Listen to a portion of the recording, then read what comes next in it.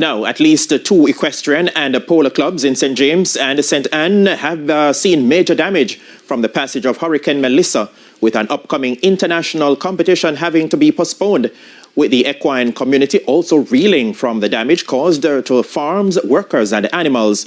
The Equestrian Federation of Jamaica is on a mission to help. Denise Walters reports.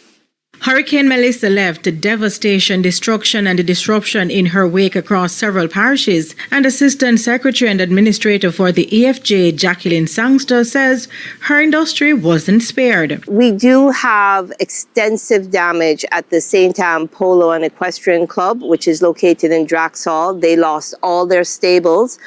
Some of their arenas were flooded out, the partial loss of their clubhouse roof.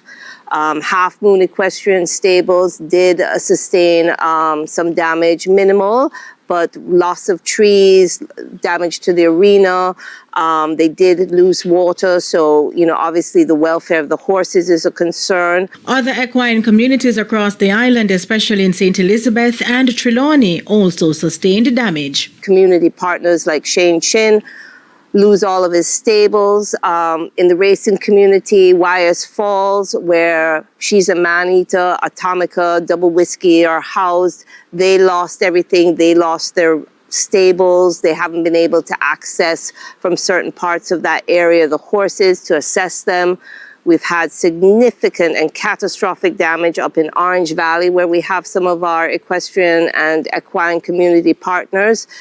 There's not a house up there standing with a roof, whether rich or poor, small or large. Now, there is a sigh of relief that no horses were lost, but there is a horse from the mounted troops that suffered a deep laceration and is being cared for. Now, similar to other sporting disciplines, competition has been put on pause. We were actually supposed to host the FEI Eventing World Challenge this weekend coming up at the Kingston Polo Club, but due to the catastrophic effects of Mellissa on the island and our fellow equestrian partners, we've had to postpone and possibly looking to somewhere in February or the early part of 2026. However, this is contingent on several factors. Depending on how we're able to assist our equine community with the rebuilding, as many of them have sustained catastrophic in some to minimal damage in others, but it has impacted our equestrian community and our equine community as a whole.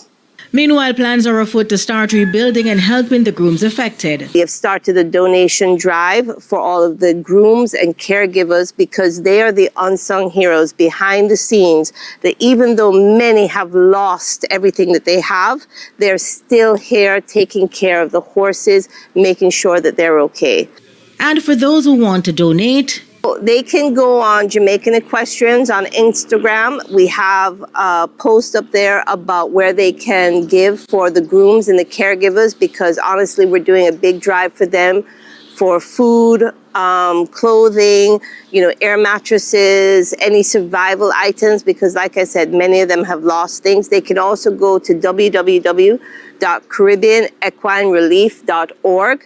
That is the organization that has also been helping all the equine facilities here on the island get us back on our feet. In the meantime, the EFJ, with the support of National Equestrian and Coach Julian Hyde, as well as Dr. Jackson Heffes, delivered water, fuel, a generator, and essential food supplies to members in Good Hope and Montego Bay who were left without power, water, and roofs over their homes and stables. Denise